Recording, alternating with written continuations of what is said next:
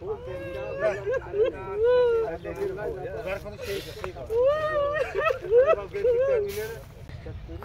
কষ্ট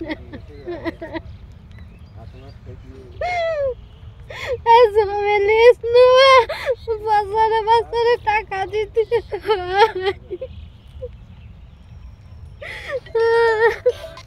কিভাবে আগুন দিল আমরা তো জানি না। রাতে উঠে দেখছি আগুন ধরাইছে। আমরা মনে করছি ওই গ্রামে মনে হয় বাড়ি আগুন ধরেছে। তারপরে দূরে এসে দেখি ধানে ধরা দিয়েছে আগুন। রাত যখন 3:30-3:40-এর সময় আব্বা বাইরে বেরোলো, আমি দেখলাম।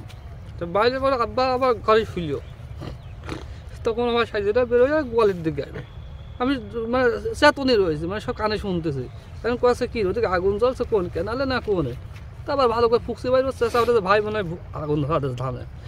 ধর সমস্যা হুর পাক উঠে ও তো সে সোর করা শুরু করলে, কাদা শুরু করলে, সব বাড়ারে হুর পাক বাড়াটা চাষা টাষা মা চাষিরা সব আসলাম। এরপরে লোকজন আসলো, লোককে বুঝ যা করে দিল যে হয়তো চোর। কমলাপুরে পরে যা করে দিল, কমলাপুরে লোক মারতে চলে আসলে আইসে দেখি একবারে সাইড যে জাউলে তুই পেট্রোল দিয়ে, মানে পেট্রোল দেওয়া আগুন, কোনো রকম ধান সরানোর মতো পরিবেশ নাই। যে সরাবো যে সাইড সরিয়ে থবো সরানোর মতো পরিবেশ নাই। একদম দাও দাও করে জ্বলা শুরু করে যাও। কতটুকু জমি নিজের জমি কিনা? না, জমি আছে লিসের জমি। এই জমি 1.5 বিঘা জমি আমার। ধর যে এই জমিটা আমি ধান লাগাইছে, এটা আমার লিস নেওয়া জমি। বিনা দায়িক হয়ে আমি ধান লাগাইছে লিসের জমি।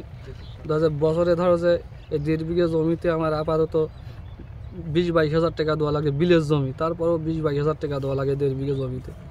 আমি ধান লাগাইছি খুব কষ্ট করে। ধানের চারা তনিক আমি কিনে এসে লাগাইছি। হ্যাঁ, ধানটা আল্লাহ খুব ভালো ধান দিয়েছিল। যারা কাটলে ওরাও কাছে আল্লাহ খুব ভালো ধান দিয়েছে। এই ধানের তো অনেকে বেতনও নিতে চাইছে, কিন্তু সেই ধানটা আমার সর্বনাশ করে দিল।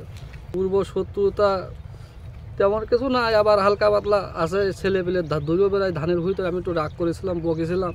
এখন সেই তার কারণেও হইতে পারে। আর এইটার আমি সঠিক সুষ্ঠু বিচার চাই।